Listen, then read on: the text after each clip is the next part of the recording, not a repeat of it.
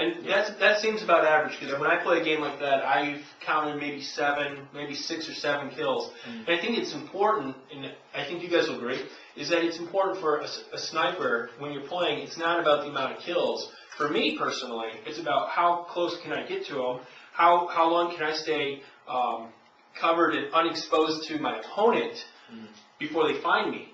And that's, in fact, more fun for myself. Now, I don't know how... For me, it's more of that factor, like that intimidation factor, that you're such a force on the field that you'll be sitting in your hide. I know I've been sitting in the hide before, and I'll be just observing. And if I take a shot at an enemy, they'll know that that shot came from a sniper. Just, I don't know. I've seen people up on hills with a shotgun, just one of those M500 shotguns, shoot down the hill, and they thought that was a sniper. But just that accurate suppressive fire on a person's squad just brings morale down. Would you say is it the look of seeing a sniper on the field, or is it hearing that BB whiz by your head, maybe 2 feet from your head or something, even though if they can't have a shot at you? I know I've taken shots.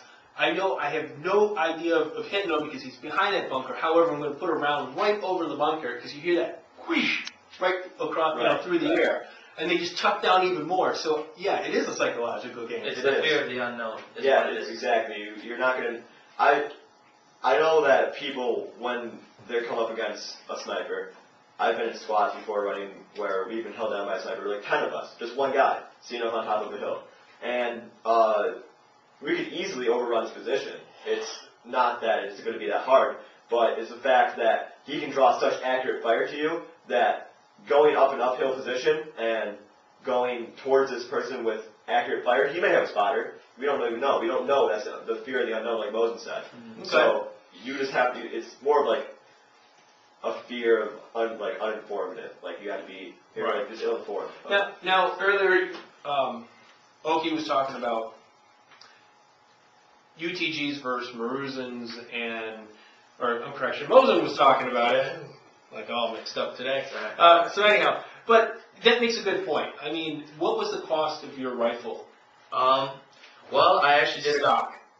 Yeah, let's start off stock. Okay. So someone entering level, because upgrades and stuff, those are great and all. But we can get those as time goes on. But the upfront entry level costs. Depending on your retailer and where you go to, it can run anywhere from about $280 to $320 for this. So let's say about $300. Yeah, roughly. Okay. Yeah. That's Mosin APS 2. Yeah, Mosin APS 2. APS 2. Yeah. Okay. And now I am going to, getting the opinions of the others. This one's the KJW, and what we have done is we've put a black stock on here to show you the contrast up against the ghille and why you should have paint your guns as well, and the advantages of camoing them. Now, one of the things is this is a takedown version, and this was $200. And out of the box, they had depending on who you buy it from, they get a velocity reducer piece of plastic that goes inside the bowl. That changed it from about 330 feet per second, and when you removed it, it takes about 10 seconds. The FPS increased to about 550. So yeah, 500, 550 right in there. It's definitely much up there. Now I have about 10,000 rounds, probably more than that through this gun. And from a gas point, I would say this is a pretty good rifle at an entry level for $200. But now, however, it goes back to what Oakey said about consistencies with gas versus spring. And now, obviously, in Michigan, I can play with this, but my shots aren't going to be that great. They're not going to be very consistent, and I'm not always going to get the range that I want to get. The first 2 shots may be really good, and then after that, they start dropping off. And by the 10th shot, or by the time I'm through the mag, I may have a distance of 75 feet. Yeah. But another thing is that I've noticed you have one of the fastest bullet pulls I think I've seen out of any airsoft sniper. You can put that accurate fire though. You can with a spring rifle with a higher retention spring, you're not going to be able to rack your bolt that fast. Yeah, that's a good point. Can you rack your bolt? And let's see. See the differences. That's a fast rack bolt pull. Okay, and there's a lot of movement there. Now, if you're trying to hold still, can you rack that without moving your gun? Without looking at it's a chore. It takes practice. It's a chore. Me and him work on it. We'll you either do it in front of a mirror or you can just do it. Have your friend watch you and go ahead and shoot that. And what I want to show you that is the difference between a spring and a gas. If you are looking, this is one maybe a consideration. Is with the gas, you can actually rack it with your index finger, bring it back, and bring it back forward with your thumb. Now with the spring rifle, you can't do that. No. This brings me to another point of, I see a lot of people when they rack their bolt, they'll rack it like this, and they'll try to bring it back. This puts a lot of stress on the cylinder, and especially the contact point between your bolt handle and your cylinder. Now, what I do, I don't know if you can see this, but I put my thumb like this, and usually I put it right here, but I have this new stock on here, which is the Fortress M48 3 stock.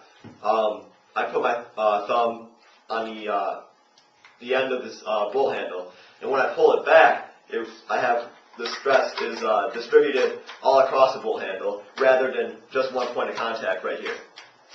All right, so you're removing the stress off the bolt. Right. Okay, good point. Now, we've covered the guns, and now what a lot of people ask is, what weight BB should I use? And we've seen, we have different weights here, and now I use a .28 by Killer Bees. Those are the we've heard of pink love. These are pink love. These are flying colors. You know, they don't have that great of reputation for their lower end BBs, but I think these are good enough if you want a cheap alternative. You can't order from a retailer in time for a game. You can go to Myers. These are now for those who don't have Myers, because Myers is Midwest. Yes. Myers is basically a Walmart. Supersized Walmart to the max degree. I don't think a Walmart can actually touch a Meyer from the size and what they carry. But I believe you can find the flying colors at Walmart or some other sporting and goods stores as well. I'm sure, I don't know if you have any KSCs around here. That's what usually I like to shoot too, is KSCs.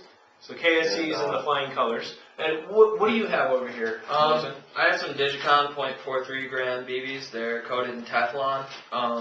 They give me about the FPS of about like 350-ish in that range, which it's not good, but the kinetic energy behind this will go just as far as that, and not more. If not more. Now, does the Teflon mess with the accuracy? Does it, make the BB slide more? Not at all. It makes it. I think if anything, it makes it more consistent. With these, I noticed a greater consistency in that. So we're recording live, and Mosin gets a phone call from